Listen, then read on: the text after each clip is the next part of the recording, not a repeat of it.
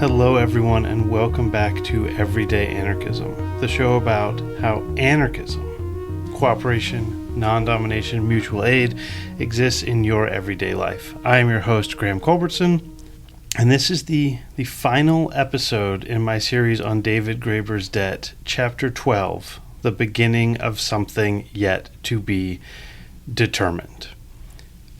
I think honestly it makes sense to do two more episodes after this one on the afterword and one sort of epilogue roundup thing. Maybe I will do those. I can't promise this is the final thing, but it'll be 6 months at least before I do anything like that. I mean, never say never, but I'm burnt out on this. I'm exhausted. This is the end. I don't know how many of you listened to this, starting with that prequel episode that came out in May of 2023, but this episode is going to come out probably in May of 2025. I'm recording in April right now. It took me 2 years to do this. This has been an enormous project for me. I feel like I'm making one of those really heartfelt finales of a TV show. You know, every character gets a beautiful send-off, and in the credits you see the cast and the crew hugging and crying. But instead of, hundreds of people working on this whole thing has just been me with this book, 2 copies of the book because I lost my copy and had to buy a new one, Google Docs, Adobe Audition, and, a dozen podcast guests. While I'm on the topic of TV finales, let me recommend the finale of Star Trek: The Next Generation. I cannot recommend it highly enough. If you watch that show, Star Trek: The Next Generation, from time to time, but never watched the finale, check it out. My siblings and I taped it on VHS, and we watched it over and over again. It usually brings tears to my eyes when I think about it. And the moral of the story is that you should play more games with the people you love. So even if you don't watch that episode, know that you should play more games with the people you love. All right. I've spent 2 years on this. Started with Eleanor Janega. The last episode I published was with Yanis Varoufakis, and I'm going to end it here, just me. If you've been listening to this podcast, and it's in its 4th year now, for a long time, you know the pace of this podcast has slowed down. I published pretty much every week, including sometimes a couple of times a week. Moving forward, I don't know what's going to happen, but it's definitely not going to be 50 plus episodes a year. I think this will probably be a transition point. I keep getting more and more involved in the study of games. I'm hoping to try and learn some rudimentary Japanese so I can study Japanese video games more. I just think the podcast is going to have to slow down, and this is as good a point as any to mark this slowdown to 20 or 30 episodes a year. I'm making them furiously right now. I don't know why. I mean, I do know why. I love doing it, but the time it is taking is substantial. And this episode took forever to write. As I've said so many times, Graeber is a brilliant but unfocused writer. And one way to illustrate that is an anecdote from one of my guests.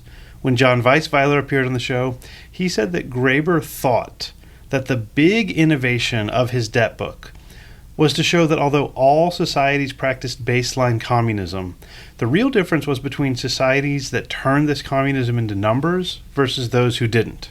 And Graeber was frustrated that that was his big claim against Polanyi, and people hadn't noticed that. But once John told me that, I was able to see that in the book. But it was not clear before I learned that. Everyone, I think, missed that. We all missed it, and clearly Graeber could have written somewhere the sentence, "What I am saying is that there is a difference between societies who put numbers to their communism and societies who don't." He never put it in that straightforward way. And yet there are parts of this book that are so clear and straightforward. Here's just another contradiction. This book is a fun, breezy, best-selling airport book that is also incredibly dense and hard to wrap your head around. I don't fault Graeber for that. It had to be big and messy for it to work. And The Dawn of Everything is a little breezier. It's a little easier to read. It was a much bigger seller. And it's also, I think, less deep and rich and dense, and there's less to get out of it. So I guess Debt was what it had to be, and I hopefully have made it more useful for those of you who listen to the show. but it wasn't easy. All right. The next thing is for me to get this out of the way, to talk about some things that I really disagree with in this chapter, as well as the book in the whole. And also tell you about something I really messed up on during the show. The time that I disagreed with Graeber most strongly was with the Bill Maurer episode in episode 107. I also want to talk about the Henry Farrell episode 115 in a bit, but because I agree with Farrell's critiques of Graeber even more now that I've read this chapter closely. But the Bill Maurer episode is different. I'm sorry, I'm behind on answering emails. I'm, at this point, maybe more than a year behind on answering emails. I hope to catch up, which I know I keep saying. But several people email me that Bill Maurer was wrong in some of his critiques of Graeber from that episode, and that I made a mistake in agreeing with Bill Maurer. And let me walk you through this. I want to do this carefully. The people who email me are right. I did agree with critiques of Graeber from Bill Maurer that I do not agree with, and I should not have agreed with them. In the moment when Bill was critiquing Graeber, I just heard myself politely agreeing. I told my wife, I think the moment the conversation ended, I texted her, I said stuff I don't believe on the podcast. I was just being polite. Now, that would be a pretty easy thing, not that complex. Just listen to that episode and assume that when I critique Graeber politely by agreeing with Bill that I'm wrong. But here's the bad part. Maurer made critiques of Graeber's argument that I did agree with. So you can't just listen to that episode and think, oh well, Graham disowned this episode. Because some of the stuff I say in that podcast I would like to disown, and some I wouldn't. Honestly, I think I would have to record an addendum to that episode to make it all make sense. I haven't had time, and it seems unlikely that I'm going to. But I just want to say to all of you who wrote in and said that I got it wrong, you're right. I substantially got wrong some of the stuff that Bill Maurer said. He sort of suggests that Graeber didn't pay enough attention to everyday anarchism, among other things, in that episode. And I have a whole podcast about everyday anarchism that comes from Graeber. So that's wrong. I screwed up. Also, I've screwed up by not emailing you back. Sorry about that as well. So with that out of the way, I won't say resolved, but out of the way, what's next? That's the episode with Henry Farrell. Henry's objection to the book Debt, especially in his more nuanced look back, which is the blog post Debt 4,102 days later, is that Graeber reversed the order of the way that U.S. debt and U.S. imperialism work. And I agree with this critique, and it comes through so strongly in this chapter, and let me try to explain.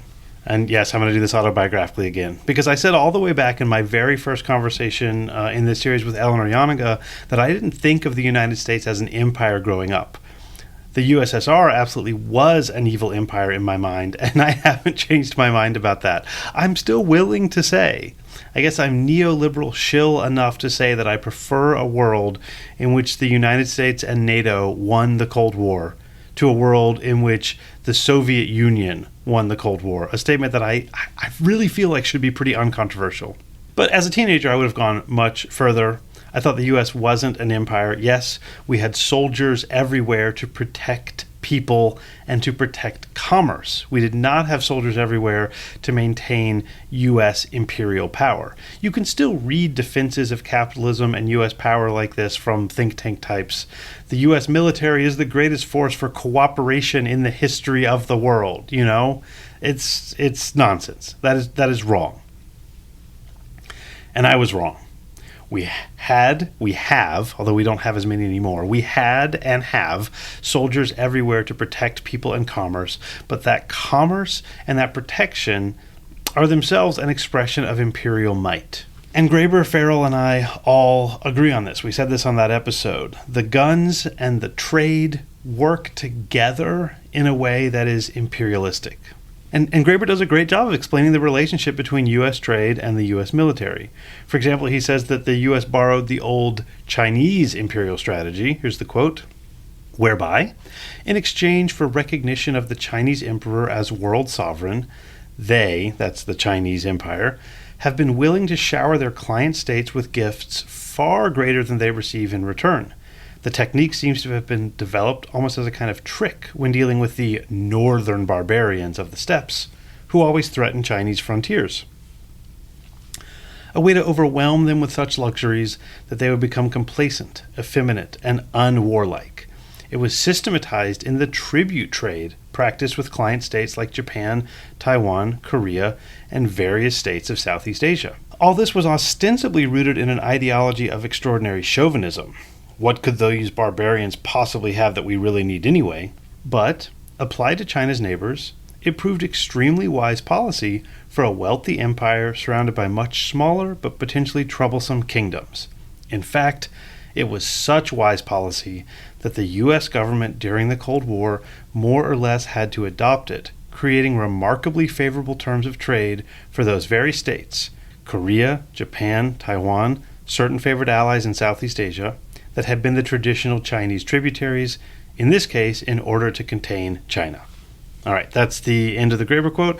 And it does seem like it was really a policy adopted by China, but the exact same deal was extended to, West Germany and Italy. It wasn't just about China. It was also about the USSR and just about American power in general. But although this, gift-giving imperialism sounds right, Graeber gets the order wrong. That's what Farrell said in that episode, and I agree.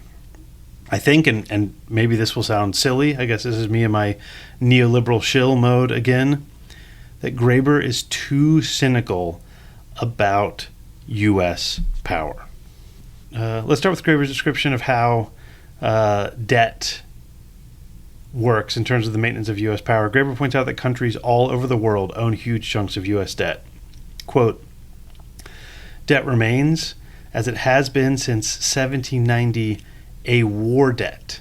The United States continues to spend more on its military than do all other nations on earth put together, and military expenditures are not only the basis of the government's industrial policy, they also take up such a huge proportion of the budget that by many estimations, were it not for them, the United States would not run a deficit at all.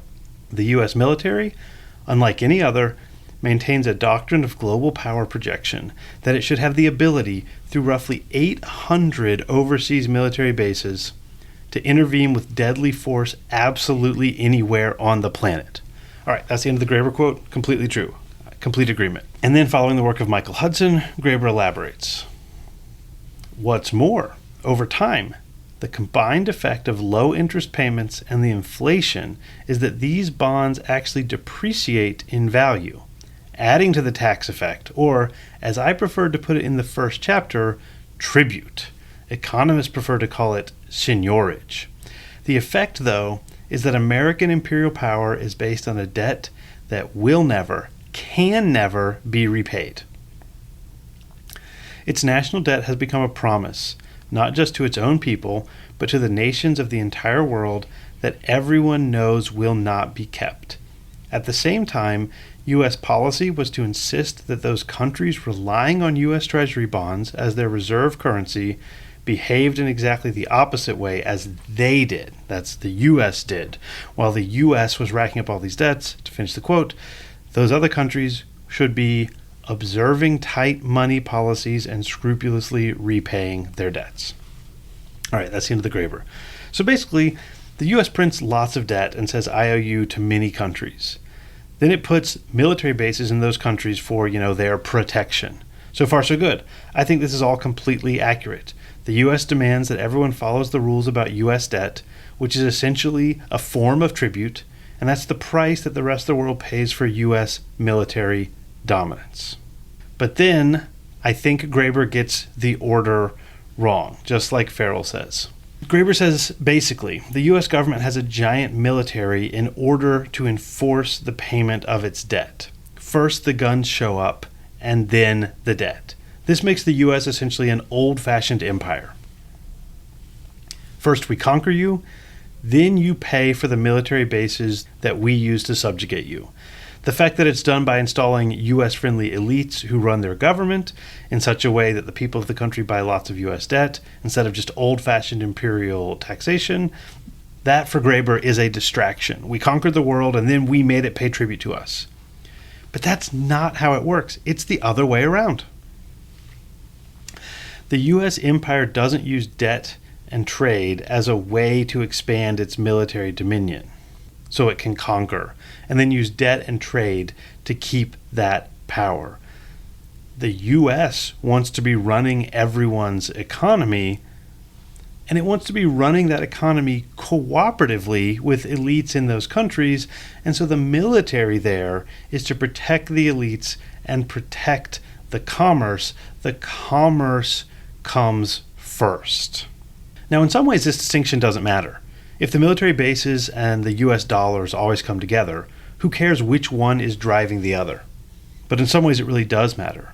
For one thing, I can tell you as someone who was a teenager during the Clinton years, during that end of history time, I really believed that the free market and democracy were going to fix everything, and that everyone would be happy, and the military wing of the empire would just sort of fade away.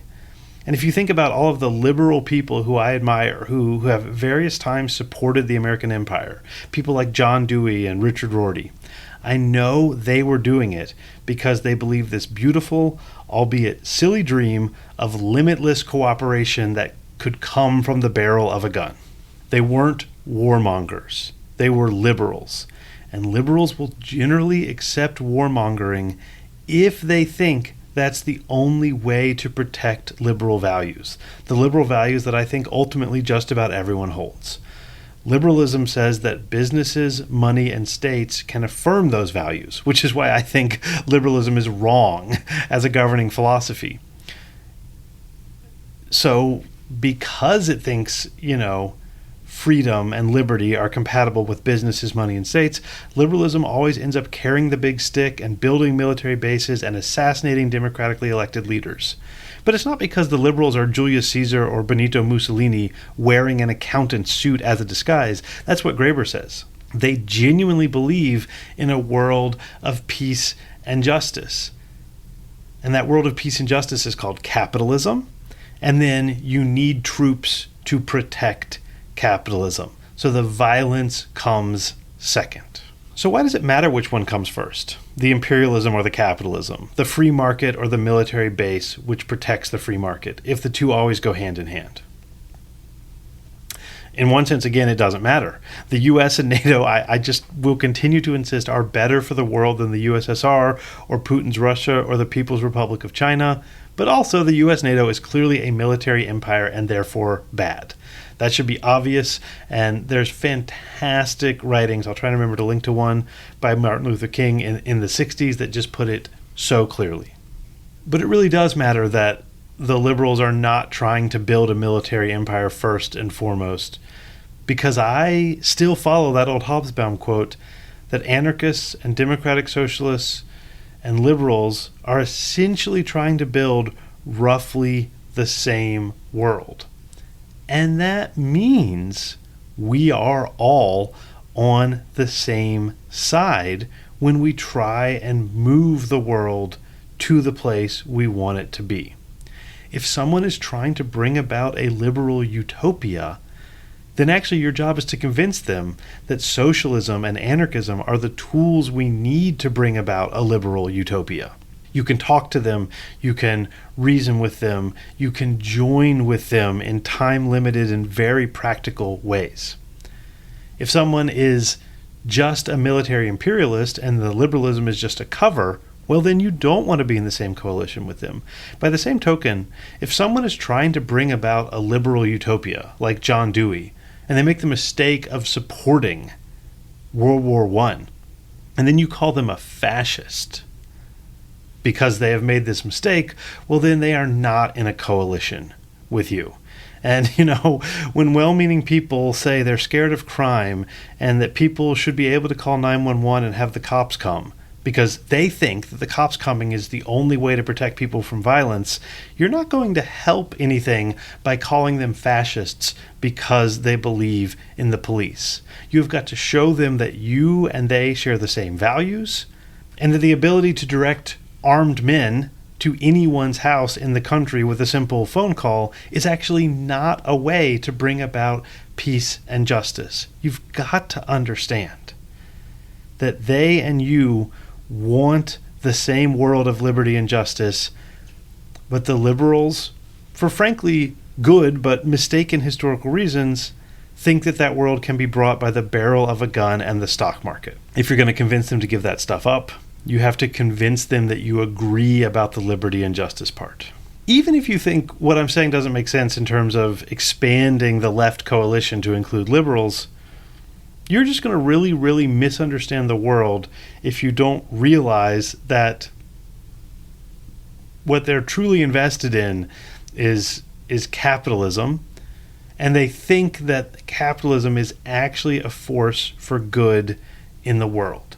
They are trying to protect the US dollar because they think the US dollar actually helps people. They are not trying to protect the US dollar because they think it's a really useful way to conquer other countries.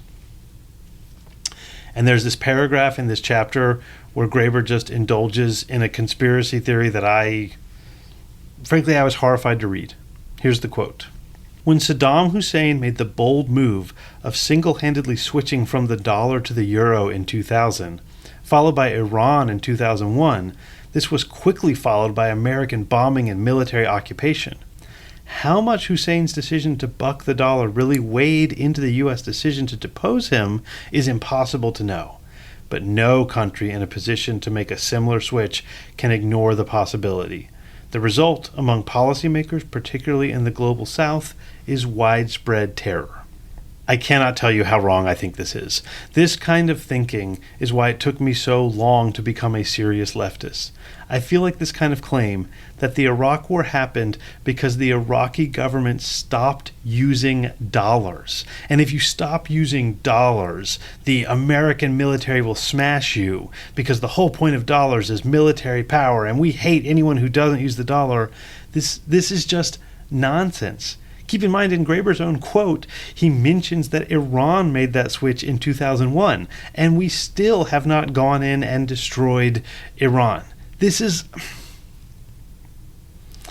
such a silly claim, and it just requires a cartoon Howard Zinn level demonization of the U.S. government. And actually, if you read closely, Graeber doesn't quite make this claim.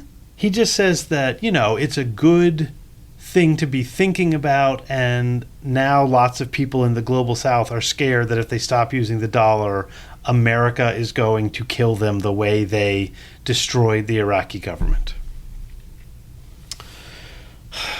I was in college when the Iraq War happened. It happened for a lot of reasons, and all of them were wrong. Some of them, though, were good reasons, still wrong, to stop weapons of mass destruction, to save the Kurds, to bring liberty and justice and democracy to Iraq. The idea that a war of aggression from an imperialist power could do those things is silly. And the fact that I was 19 years old when that happened, I wasn't a big supporter of it, but I was also skeptical at the people who opposed it because I thought, gosh, if we can go in and free the Kurds and free the Iraqi people, that would be great. So wanting these things is a sensible and beautiful thing. It's just silly to think that a war of aggression can bring those things.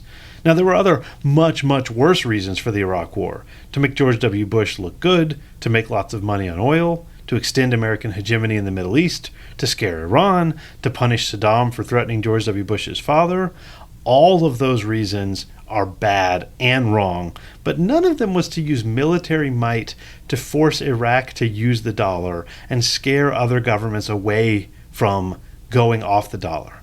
I am offended at that idea. And the true believers in the free market have so much more faith in the dollar than that. They always think the dollar is going to end. It's insane that Graeber said that. Now, that is something that the British did in the 19th century and that Americans did to a lesser extent up to about World War II. Send in a warship to force a government to negotiate or a small army to overthrow a government and then force them to accept a subservient place in capitalism. The military goes first and the dollar comes second, and the dollar is just there to fund the military domination. But the U.S. hasn't done that since World War II, as far as I can tell. When the military, the CIA, was sent in the second half of the 20th century during the Cold War, it was because the people who ordered them in honestly believed that they were defending world peace and stopping evil dictators. They really thought that the USSR and communism was just the most vile and terrible form of oppression, and they thought that if you took the country away from Salvador Allende, you were actually saving the people. Don't get me wrong, all those bullshit Iraq War reasons to make money were there also. But this beautiful, silly, offensive dream that U.S. military power is how you made the world safe and good was there. Now, as a side note to all this, now that Donald Trump is running the U.S. government, I would not be surprised if we go back to that conquering for conquering's sake. And again, in some senses, it doesn't matter. Does it really matter if the U.S. is destroying your country, whether they're doing it in the name of democracy and liberty and capitalism, or if they're doing it in the name of American military power? It doesn't matter. But if you want to understand why those people made that decision, you have to understand that it wasn't made in the name of American military hegemony. Not even Dick Cheney thought that. Dick Cheney thought he was bringing peace and prosperity to the world, and yes, getting rich while doing so. But he thought he was like Agrippa, conquering the world for Caesar for a good reason, not Crassus, conquering the world to get rich. There's a big difference in the why, and then there's a big difference in the aftermath, even if there's not a big difference in the conquering. And that's why Dick Cheney and his daughter are against Donald Trump, because they actually, and I know it's hard for me to say this, it's probably harder for you to believe this, they actually believe in truth, justice, and the American way. I just got to a note in my script where I said maybe I shouldn't say all that, but I did. Presumably I'll leave it in there. Presumably I'll leave this in there. Maybe I'll edit it out. Probably not. All right, so let's wrap this up. Graeber is absolutely right that the American military is a collaboration with and defender of American capitalism. He is wrong that the American empire goes to war to expand the power of the American military and the American economy. You can get this from Henry Farrell. Okay, so that's my strongest disagreement with Graeber, but it's time to move on from that, because actually that's not the really important disagreement. The most important disagreement I have with him in this book, which comes up again in this chapter, is that he says that there is a cycle of history, and that the kind of money that is used, virtual money versus bullion, changes over time, and it determines how much war and slavery there is. This idea is just wrong. And Graeber even admits that in the 20th century it doesn't seem to work. But he can't resist saying, but still. The last big shift in this giant cycle was when Nixon ended Bretton Woods and took us off the gold standard, which, according to Graeber's theory, should have meant less war. But here's Graeber. If history holds true, an age of virtual money should mean a movement away from war, empire building, slavery, and debt peonage, waged or otherwise, and toward the creation of some sort of overarching institutions, global in scale, to protect debtors. What we have seen so far is the opposite. The new global currency is rooted in military power even more firmly than the old was. All right, that's the end of that quote. So Graeber is now taking the position of what I would say the Marxist position. You make a big prediction about history, and then when history isn't doing what the big prediction says it was, you just are like, well, it just hasn't come true yet. Here's Graeber's line where he does this. Still, we are speaking of a mere 40 years here, but Nixon's gambit, which Hudson calls debt imperialism, has already come under considerable strain. All right, so Graeber is saying, my prediction is exactly the opposite from reality. But if you look closely at reality, you'll see the prediction is still about to come true. And besides, it will become true later, even if it isn't coming true right now. While I'm on this question of these predictions that never come true, I recently learned that the term late capitalism comes from the Marxist German social scientist Werner Sombart, and it's from 1928. So, in the industrial sense of capitalism, the way it's normally used, the kind of classic Hobsbawm way, capitalism starts, 200 to 250 years ago. So capitalism is just over 200 years old. And for about 100 years, Marxists have been calling it late capitalism. Pretty soon we'll have been in late capitalism for longer than we were in regular capitalism. And that's the mistake Graeber is making here. And he makes that same late capitalism mistake in this chapter. He suggests pretty soon the system is going to fall apart and capitalism is going to be destroyed. This is what happens when you let your ideology of history guide you instead of actually paying attention to the world. And the result for someone like Graeber is just absolute incoherence. Here's a Graeber quote that I, again, just cannot abide. To begin to free ourselves, the first thing we need to do is to see ourselves again as historical actors, as people who can make a difference in the course of world events. This is exactly what the militarization of history is trying to take away. Even if we are at the beginning of the turn of a very long historical cycle, it's still largely up to us to determine how it's going to turn out. So basically what Graeber is saying is, you shouldn't listen to anyone who tells you that history is just moving in these cycles. You should actually be an actor and an active participant in history.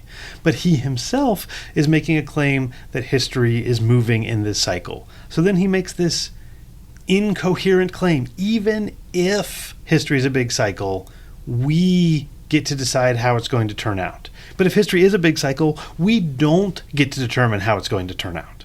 We don't get to. This doesn't make any sense. And I have to agree with the part of him that says we can turn history. But I completely disagree with the history has a shape. This is clearly one of the things that was most important to him in the writing of this book. There is a big cycle. History has a shape. But it is wrong. And it made the big argument of the book so much weaker. I really liked Yanis Varoufakis' book, Techno-Feudalism, to talk about what is actually, I think, happening right now. And the other big narrative, and Varoufakis, I think, has expressed public disagreements with it, comes from Thomas Piketty. So if you want to look at historical analysis by Marxists of what's going on, I recommend Varoufakis and Piketty. And Varoufakis has a book that I haven't read, The Global Minotaur, that I'm hoping he can come back on the show to talk about. This will be the American imperialism stuff. Do not listen to Graeber when he tells you that what kind of money is used determines whether or not we have freedom or not. It's nonsense. Now, with all of that negative stuff said, and I know I've been talking for a while, this is still a great book, and this chapter is utterly thrilling when it focuses on what's happened over the past 80 years and leaves out the bullion stuff. So what I'm going to give you now is Graeber's history of late capitalism, of the past 80 to 100 years of capitalism. And I really think this could be the standard narrative of the grand sweep of economic history from 1945 to 2010 or so. Here it goes. By the end of World War II, the specter of an imminent working-class uprising that had so haunted the ruling classes of Europe and North America for the previous century had largely disappeared. This was because class war was suspended by a tacit settlement. To put it crudely, the white working class of the North Atlantic countries, from the United States to West Germany, were offered a deal. If they agreed to set aside any fantasies of fundamentally changing the nature of the system, then they would be allowed to keep their unions, enjoy a wide variety of social benefits, pensions, vacations, health care, and perhaps most importantly, through generously funded and ever-expanding public educational institutions, know that their children had a reasonable chance of leaving the working class entirely. One key element in all this was a tacit guarantee that increases in workers' productivity would be met by increases in wages, a guarantee that held good until the late 1970s. Largely as a result, the period saw both rapidly rising productivity and rapidly rising incomes, laying the basis for the consumer economy of today. All right, that's the first long chunk of quote, and this seems right to me. I think Graeber has hit all the key things. One, this is a deal between the working class and the ruling elites, and it works out pretty well for both of them. Two, this suggests that liberalism, or you can call it social democracy if you want, or the New Deal, but when people talk about Cold War liberalism or the golden age of liberalism, this is what they're talking about. Liberalism is compatible with the good life. Three, as we will see in a moment, the elites can cancel this deal at any second, and the working class can't.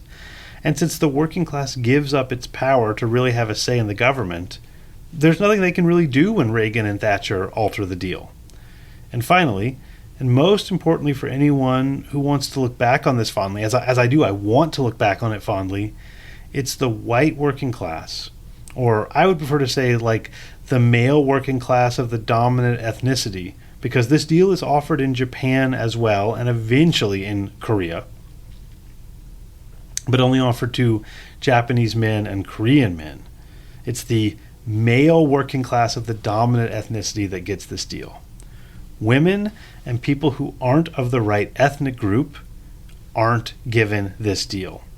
And the North Atlantic part is important. I would also add Japan, because of course the Western elites can't offer this deal in the USSR, but also they do not try to offer it to the working class in Africa, Latin America, and the rest of what they called the Third World. And remember, the Third World, that term is coined here to mean people who are not in the USSR, but also were not offered this deal. All they are offered is imperialism and exploitation.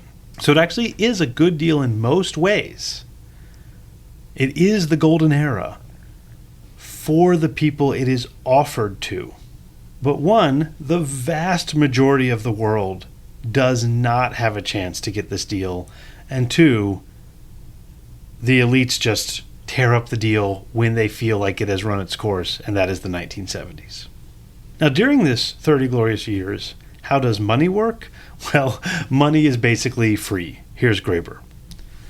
Economists call this the Keynesian era, since it was a time in which John Maynard Keynes's economic theories, which already formed the basis of Roosevelt's New Deal in the United States, were adopted by industrial democracies pretty much everywhere. With them came Keynes's rather casual attitude toward money. The reader will recall that Keynes fully accepted that banks do indeed create money out of thin air, and that for this reason there was no intrinsic reason that government policy should not encourage this during economic downturns as a way of stimulating a demand, a position that had long been dear to the hearts of debtors and anathema to creditors. What we now call MMT, modern monetary theory, the idea that governments can just create money out of thin air and give everyone jobs, is clearly related to this Keynesian era. Make money, use it to make the world a better place. This is the dream of the 30 glorious years. Who was in charge of making the money, whether that was governments or banks, who was in charge of spending it, whether you built trains or highways, these choices really mattered. But they actually mattered less, I think, than the idea that money was supposed to be manufactured and then directed somewhere that it could serve the public good. The only real problem, from my perspective, is all of the people who are left out. As Ruth Kenna pointed out on this podcast, the welfare system was a warfare system. Unions for American workers, the NHS for British workers, salary jobs for Japanese workers, and napalm for Vietnamese peasants. Not to mention, of course, all the people inside these first world communities who were cut out of these deals. As Graeber puts it, when the Keynesian settlement was finally put into effect after World War II, it was offered only to a relatively small slice of the world's population. As time went on, more and more people wanted in on the deal. Almost all of the popular movements of the period from 1945 to 1975, even perhaps revolutionary movements, could be seen as demands for inclusion. demands for political equality that assumed equality was meaningless without some level of economic security. This was true not only of movements by minority groups in North Atlantic countries who had first been left out of the deal, such as those for whom Dr. Martin Luther King spoke, but what were then called national liberation movements from Algeria to Chile, or finally, and perhaps most dramatically, in the late 1960s and 1970s, feminism. All right, that's the end of the quote. Whoever you were, wherever you were, you wanted in on this deal. Even the revolutionary groups wanted in on this deal. And then there's the famous moment when Boris Yeltsin saw a grocery store in 1989, somewhere in Texas, I think. He just gave up on communism right then and there. That was outside of the 30 glorious years, but up through, I would say, like the 90s. We sort of coasted on the 30 glorious years, maybe up until the 2008 financial crisis. Eventually, even the Soviets wanted this deal. But by the time that they wanted in, the deal was over, and that's why Russia has just been oligarchy and corruption since 1991. The US, the UK, France, Germany, Japan, Korea, they've been sort of coasting off the 30 glorious years since the late 1970s, but the coasting has run out, and we're pretty much all going to be Russia, oligarchy and corruption everywhere until something changes. Now, back to the narrative. This is another place where I'm going to disagree with Graeber, because Graeber has an explanation for why this deal that created the 30 glorious years ended, and I think it's wrong. Here's what Graeber says. It would appear that capitalism as a system simply cannot extend such a deal to everyone. Quite possibly, it wouldn't even remain viable if all its workers were free wage laborers. Certainly, it will never be able to provide everyone in the world the sort of life lived by, say, a 1960s auto worker in Michigan or Turin with his own house, garage, and children in college. And this was true even before so many of those children began demanding less stultifying lives. The result might be termed a crisis of inclusion.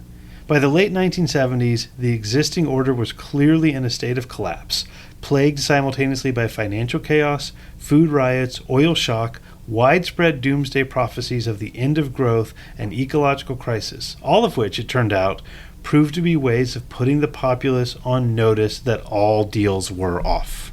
All right, that's the end of that quote, and I don't think this is right.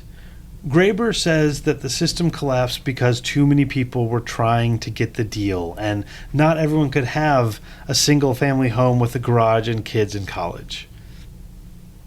That's probably true, if those were the terms. But if the deal was a good life, stability, prosperity, and a better world for our children, I'm not convinced. I'm not convinced the deal couldn't have eventually been offered to everyone. I do not think that the system collapsed because there wasn't enough to go around. I much prefer Cory Doctorow's version of this story. The crises happened, yes. I think not because we were running out of stuff, but because periodically crises happen.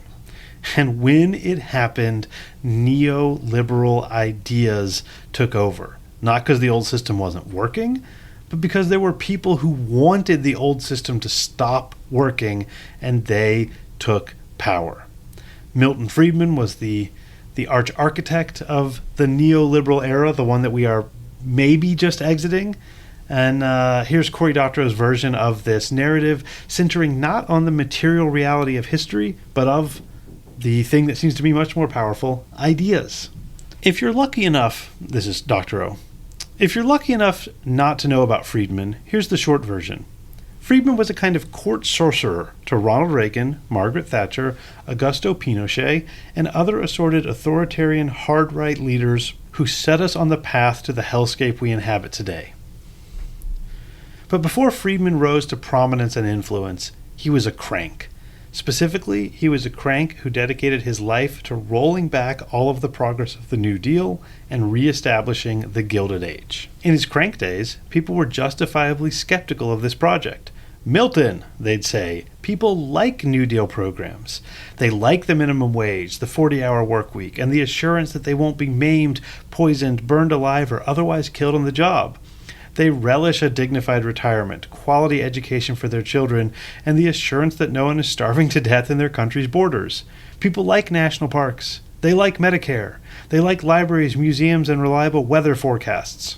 How, Milton, do you propose to convince the vast majority of people that they should settle for being forelock-tugging plebs, groveling before their social betters for the chance to scrub their toilets? Friedman had an answer, and this is a Friedman quote. In times of crisis, ideas can move from the fringe to the center in an eye blink. Our job is to keep the good ideas lying around in anticipation of that crisis. That's the end of the quote. That's the end of the Friedman quote. Back to Doctorow. When the oil crisis hit, when prices spiked in the USA and abroad, Friedman seized his opportunity.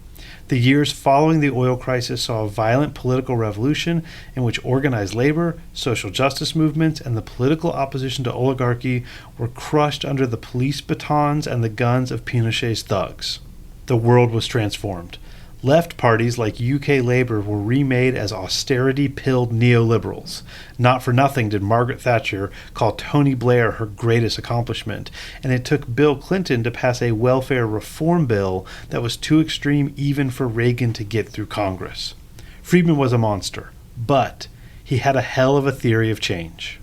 When prices spiral, when people can't pay their bills anymore, when their retirement savings are wiped out, anything is possible. The oil crisis wasn't Jimmy Carter's fault, but the voters still delivered a Ba'ath Party-style Republican majority in 1980. The COVID shocks weren't the fault of the world governments that presided over pandemic inflation, but they were creamed in the ensuing elections. All right, that's the end of that long Doctorow quote. And I just want to stress again, the argument here is that what mattered was the ideas. A lot of people, going all the way back to Eleanor Janega on the very first episode of this series, have said that Graeber wasn't much of a historical materialist. Maybe so, but I think his big problem was that he was too much of a historical materialist. First of all, this argument about the giant sweep of history, and secondly, this claim that the material, the things of the world, caused this crisis. We ran out of stuff, and therefore there had to be a new deal, a new deal, since the 30 glorious years were the product of the old New Deal. But I think the crisis just happened. That's what Doctorow says, and I agree. Crises happen. They always do. The pandemic was one of them. It happened. Unlike the 2008 debt crisis, the pandemic wasn't created by policies. It just happened. How did neoliberalism take hold? It wasn't because material reality changed.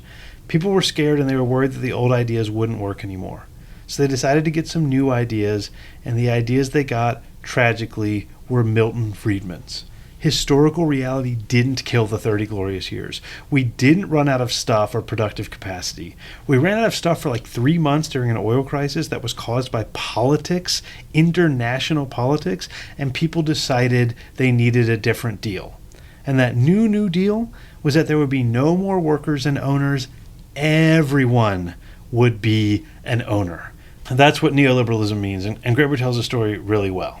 So Keynes, of course, wanted to get rid of owners eventually. Again, he's the arch liberal, but his world was in some ways similar to anarchy. He again follows Hobsbawm's own old line that liberals, communists, socialists, and anarchists are all trying to get to the same place. Here's a quote from Keynes that Graeber gives that really illustrates that. I see, therefore, the rentier aspect of capitalism as a transitional phase which will disappear when it has done its work. And with the disappearance of its rentier aspect, much else in it besides will suffer a sea change. It will be, moreover, a great advantage of the order of events which I am advocating, that the euthanasia of the rentier, of the functionalist investor, will be nothing sudden, and will need no revolution. So according to Keynes, at one point there just will be no more rich people. Remember, if you're constantly making new money, no one can be rich by just holding on to money. So eventually rich people will just disappear in Keynes's system. No one will be able to make a living by just having money. Friedman's vision was the exact opposite. He wanted everyone to be a rentier. He dreamed of a society in which everyone is also a feudal lord. Here's Graeber. In the new dispensation, wages would no longer rise, but workers were encouraged to buy a piece of capitalism. Rather than euthanize the rentiers, everyone could now become rentiers, effectively could grab a chunk of profits created by their own increasingly dramatic rates of exploitation. The means were many and familiar. In the United States, there were 401k retirement accounts and an endless variety of other ways of encouraging ordinary citizens to play the market, but at the same time, encouraging them to borrow. One of the guiding principles of Thatcherism and Reaganism alike was that economic reforms would never gain widespread support unless ordinary working people could at least aspire to owning their own homes. To this was added, by the 1990s and 2000s, endless mortgage refinancing schemes that treated houses, whose value it was assumed would only rise, like ATMs. A popular catchphrase had it, although it turns out in retrospect it was really more like credit cards.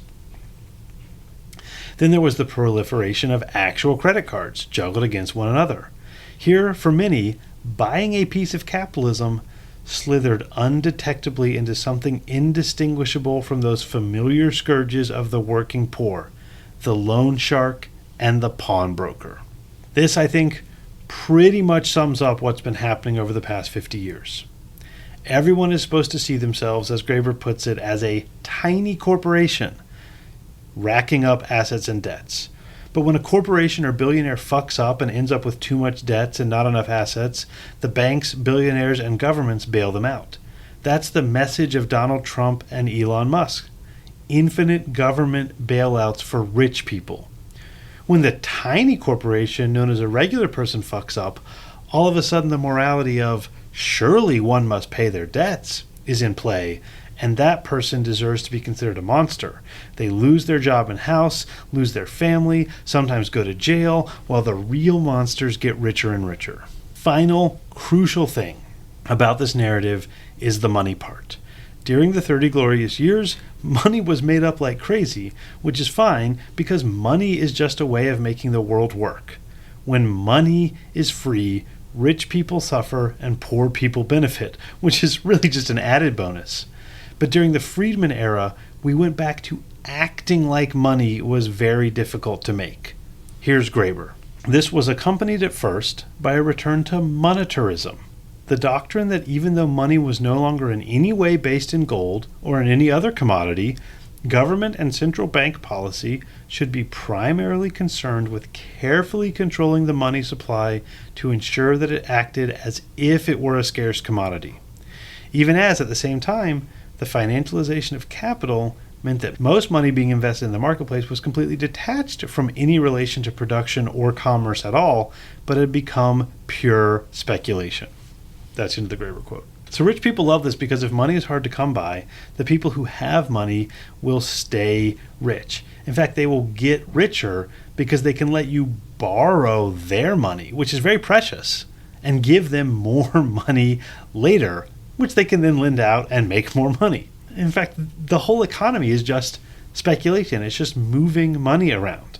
Monetarism, this term is supposed to mean that governments should be really concerned about how much money is in circulation, but I actually think I'm going to try and start doing this. Monetarism would be a pretty good name for capitalism in this era. It's sometimes called the financialization of capitalism. Let's just call monetarism. Hedge funds don't want capitalism, they want monetarism, a system not based on producing things, which capitalism supposedly is about, but about money. Money is not a tool created to make the economy work, it's the entire point of the economy. In my opinion, there's nothing really wrong with money, which is just a way of keeping track of relationships between people. I agree with Graeber that it's a tool we probably don't need, that we can make everything work without money, and it would be a better world without money. Whether you could have a giant 9 billion person system of the kind we have without money, I don't know. But it seems like you could run a pretty anarcho-socialist world of 9 billion people with lots of money sloshing around. You would just have to make sure that people always see money as a tool, an ephemeral thing that flows in order to help people make the world they want to live in, not this solid thing that has to be protected and treasured. And if you're asking everyone to build their life around debt, and above all, asking them to own a piece of capitalism, which means owning stocks and, of course, owning their house, but also have a mortgage, you've created a world in which all of the owners, even some of the very small-scale owners, are invested in monetarism. Because you've created an economy in which money, not prosperity, is the thing that matters. The tail is wagging the dog in monetarism. And what's worse, when you complain about this, very important thinkers like Larry Summers will explain that you are the problem. You don't understand money. Now let me give you a quick side note about crypto, which comes from Varoufakis' book, Techno-Feudalism. I didn't have a chance to talk about this with him. In a world dominated by money, as Yanis points out, crypto seems to be the answer. We can make our own money.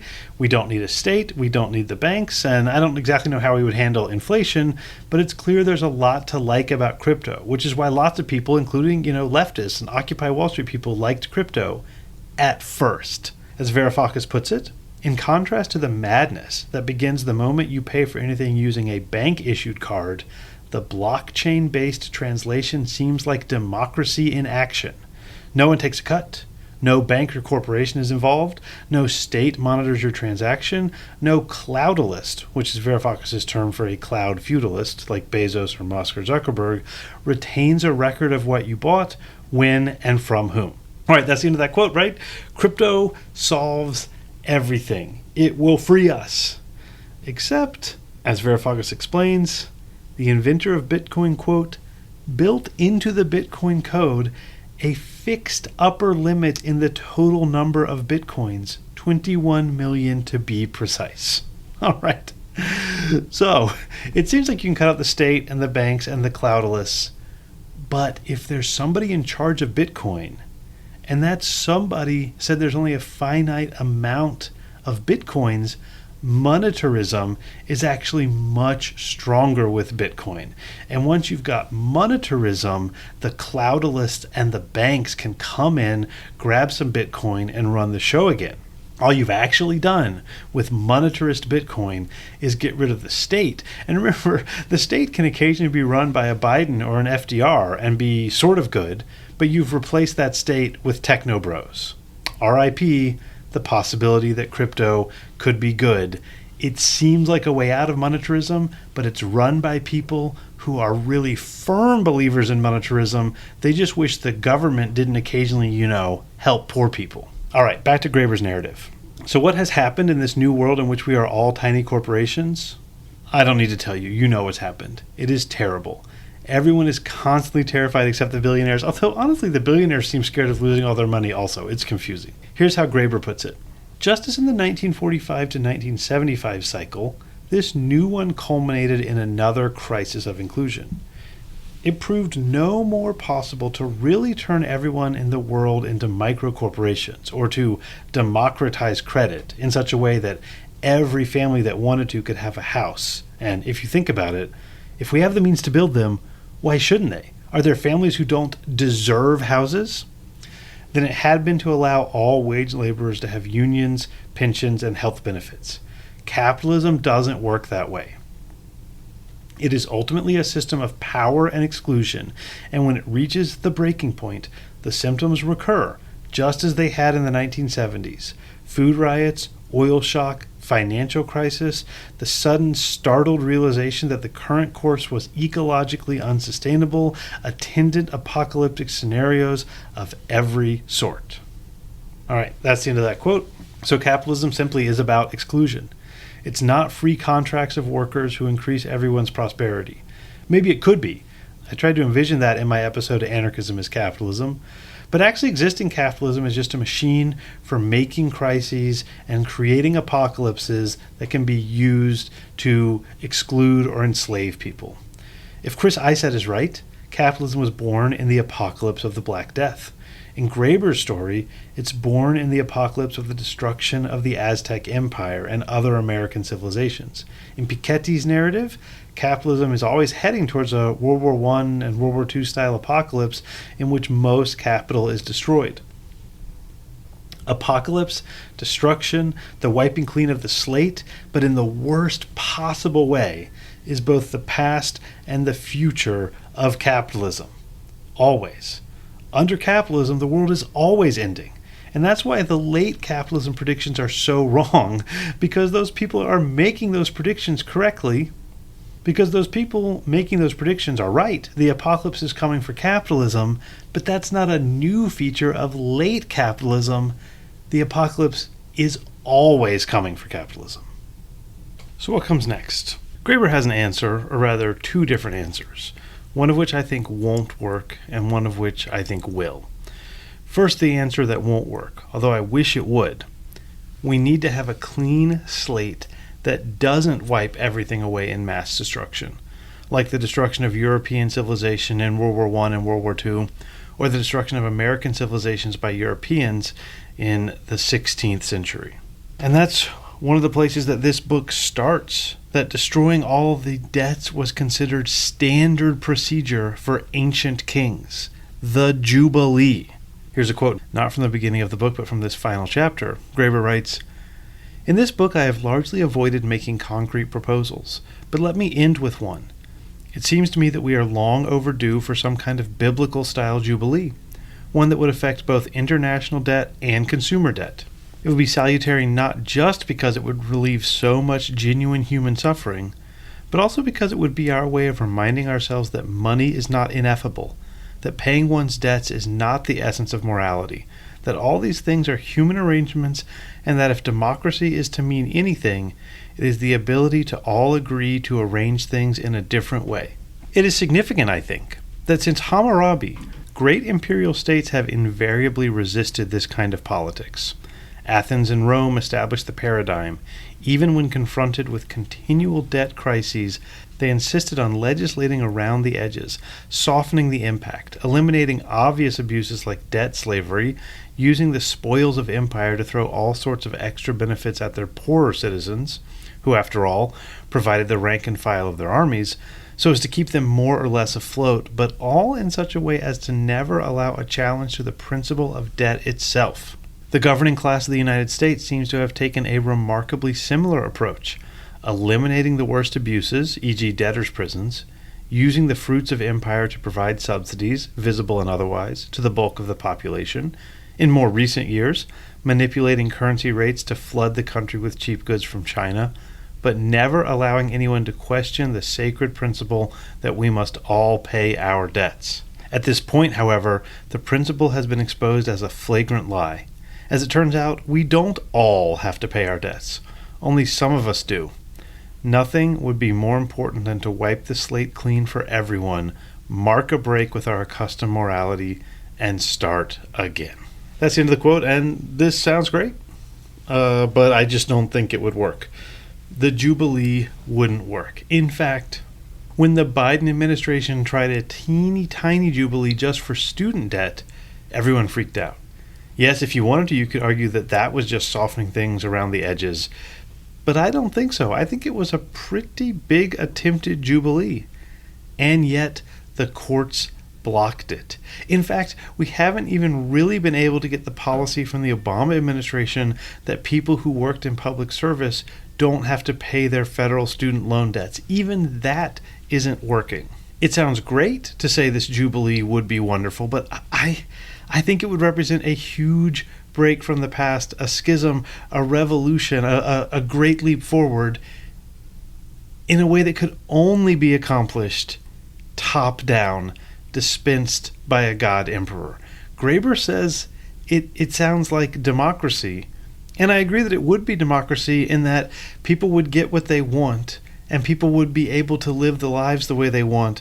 But when you try and do this kind of Jubilee, the people speak and they say it doesn't seem fair to them. People rebel against it, did rebel against it when Biden tried. And when briefly everyone who had kids got money, there was this huge consensus a consensus that I shared and was wrong about, that child tax credit would continue. And then the Republicans were just like, no, and the Democrats were like, okay. People didn't stream into the streets demanding free money. Everyone just let it die. In this passage, Graeber seems to suggest that we could have this giant change and then people would change their minds. But it has to be the other way around. A jubilee would collapse the system. Now, most people, of course, would benefit from the collapse of the system, but the amount of pain and suffering that it would cause would mean that it's terrifying. Most people would rather suffer in their current lives than try the revolution, and I think they're probably right to feel that way. So we have to do the other thing. We have to change the ideas first. The philosopher Mary Midgley uses the metaphor of plumbing, which I really like. I'm going to share that quote with you now. Midgley writes, "Plumbing and philosophy are both activities that arise because elaborate cultures like ours have, beneath their surface, a fairly complex system which is usually unnoticed, but which sometimes goes wrong. In both cases, this can have serious consequences. Each system supplies vital needs for those who live above it. Each is hard to repair when it does go wrong, because neither of them was ever consciously planned as a whole. There have been many ambitious attempts to reshape both of them, but existing complications are usually too widespread to allow a completely new start." So, Midgley's idea is that cultures run on ideas, and there's like structures of ideas beneath our structures of everything else that allow certain things to flow. And there are ambitious attempts to start ideas over, but it doesn't work that way, in the same way that you can't just rip up all the plumbing. If you ripped up all the plumbing, whatever civilization was over top that plumbing would fall apart. That's her comparison. So, how do we use this metaphor to make the world a better place? Here's Midgley. When things go wrong, however, we have to do this, by which she means she's coming up with new ideas, modifying the plumbing. Back to the quote. "We must then somehow readjust our underlying concepts. We must shift the set of assumptions that we have inherited and have been brought up with. We must restate those existing assumptions, which are normally muddled and inarticulate, so as to get our fingers on the source of the trouble. And this new statement must somehow be put in a usable form, a form which makes the necessary changes look possible." So that's what I'm trying to do to close this out, to restate the existing assumptions so we can see the source of our trouble and what's gone wrong. Once we can do that, something like a jubilee might seem possible. Now, Graeber knows we needed to fix the ideas first. I think he just hoped that when he wrote this book, enough people would read it and there would be a mass movement, maybe an Occupy-style mass movement that would lead to these ideas being accepted. They haven't been. It's a great book, but it's been 10 years, and it's going to be well more than 10 more years before we get rid of these ideas, the bad ideas, the underlying assumptions that are blocking us from making the world we need. I mean, these underlying ideas are so bad that even though the U.S. economy did better than any other economy after COVID, and even though it did so because the U.S. government did some jubilees and gave people money, people decided they had to vote out Biden and Harris because Biden and Harris ran the economy as socialists. When it's actually clear that although they ran it better than all the neoliberals, they didn't run it socialist enough. But if your underlying assumption is that whenever something goes wrong in the economy, it's because of socialism, you're going to vote the Democrats out of the party whenever there's problems with the economy. It's not time for a jubilee, but we have just got to keep shouting out that the old assumptions about debt, money, and morality are wrong. Midgley would call it new philosophical plumbing. Graeber sometimes calls it a revolution in common sense. The revolution in common sense comes first, and then the revolution in the world above the common sense. We have to drop the old ideas about debt and morality, and the way we drop them is precisely the way Graeber did, by writing this book so that we can see where they came from and what's wrong with them. I'm recording this now in a historical moment I can't really explain. Because actually during the Biden administration, I thought I saw that everything had changed. The government was just giving people money, cracking down on monopolies, and generally behaving like David Graeber was right. It was a miracle, and all it took was a little change in common sense. And then suddenly all that mattered was that eggs were too expensive. That was the only thing that really mattered in this last election, I think. The idea that somehow Biden had spent too much money and now people were going to go hungry. So the lesson I've learned from this is that even little acts, like giving people who have kids money they can spend on groceries, is terrifying for the status quo. And not just for the economists. Although Jason Furman and Larry Summers and other people who work for Harvard will keep explaining how important it is that everyone pays their debts. It's scary for regular people. They believe in that sacred morality that starts this book. Surely everyone must pay their debts. They will not even accept the smallest jubilee from the government. So we don't start with the jubilee, we start by talking about the ideas. As Graeber puts it, the one thing that's clear is that new ideas won't emerge without the jettisoning of much of our accustomed categories of thought, which have become mostly sheer dead weight, if not intrinsic parts of the very apparatus of hopelessness, and formulating new ones. This is why I spent so much of this book talking about the market, but also about the false choice between state and market that so monopolized political ideology for the last centuries that it made it difficult to argue about anything else. That's the end of that quote. He calls it dead weight. I would call it philosophical plumbing. Either way, we've got to switch these categories. I mean, I've gotten obsessed with economics. I'm always talking about it. And it's just because the ideas behind economics are so wrong. They are the problem of our world, and they are just common sense. And that is why Graeber spends so much time talking about economics. It's this evil, deranged form of common sense. And I'm going to leave you now with the three ideas that I think from this book became clear are the bad parts of the apparatus of hopelessness, or the plumbing that needs to be replaced. First, the idea that capitalism is a form of freedom. Maybe something like what Adam Smith proposed could be freedom. But what capitalism means and has meant is people who have money make money. And that means we're not talking about that potentially positive, good form of capitalism. We are talking about feudalism, and capitalism has always been a form of apocalyptic feudalism. We have got to stop letting capitalists claim that democracy and freedom work hand in hand with capitalism. Second, obviously, the idea that surely one has to pay one's debts, or rather the double morality that says that people have to pay their debts, as do weaker nations, as do small businesses, but the United States, big banks, and billionaires don't have to pay their debts. We need to just keep pointing out that double standard. But thirdly, I've come to decide that the single most important idea, the one that undergirds those other two, the one that led to Donald Trump being reelected, is monetarism. Here's a quote from Graeber again about the nature of money. Quote, "All that I have said so far merely serves to underline a reality that has come up constantly over the course of this book, that money has no essence. It's not really anything. Therefore, its nature has always been, and presumably always will be, a matter of political contention." That's the end of the quote. Money isn't real in the sense that gold is real. It's not a pre-existing thing. It's a tool that we make up, like language. Banks and governments make it up, and sort of crypto companies, sort of.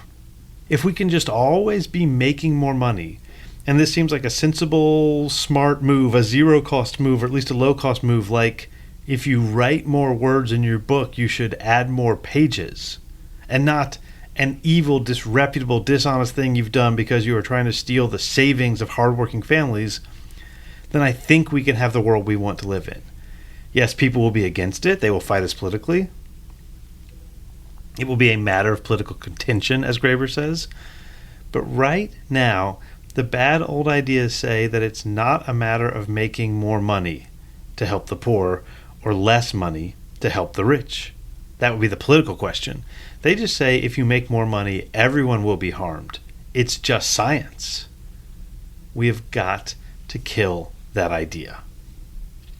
It's going to be a long, hard battle of ideas, but I think this is the heart of it. If money is just made so it can be useful, then having money ceases to be special, and making money becomes useless. No one can ever again be proud of having lots of money. It would be like proud of having lots of rubber bands. There's just no reason. So that's my conclusion. Make people understand that we can spend as much money as we want on whatever we want. We might run out of the thing we want to spend money on, like housing or food. That would be a concern, and we're going to have to figure that out. But we can't run out of money. This might sound pretty anticlimactic. It's even pretty much where I started this whole series 2 years ago. It also might sound like I'm a sellout who loves capitalism. I get that. But I don't think it is. If we want to get free of money and profit and private property, if we want to have library socialism, first we have to say money isn't real. But then, instead of just proposing to destroy money and private property, we can say, so just make lots of it and give it to people. People, not banks, not militaries, not corporations. This is Graeber's answer in Bullshit Jobs. From there, that will make money less and less important. In fact, the more money there is, the less important it is. I have been saying this, as you know, for years, but going through all these chapters of debt have convinced me of it even more. There's so much more to say. I don't know how long this episode's going to be. I've been recording for close to 90 minutes, although that will be edited down. A summary of the book, talking about the afterword, 2 more years on this book. All that would be useful. Maybe I will do more. For now, I'm worn out. Thank you to everyone who appeared on this podcast in the Debt series. Thank you to everyone who listened. Thank you, of course, to all of those who have given to help the show. Thank you, and my apologies to the emails that have come in over the last year. I thought this would take a year, maybe a little more than a year. I've been doing this for 2 years. I'm exhausted. On the other hand, I got it done. I can't believe it. Thank you for listening, and the music that you are about to hear is by David Hill.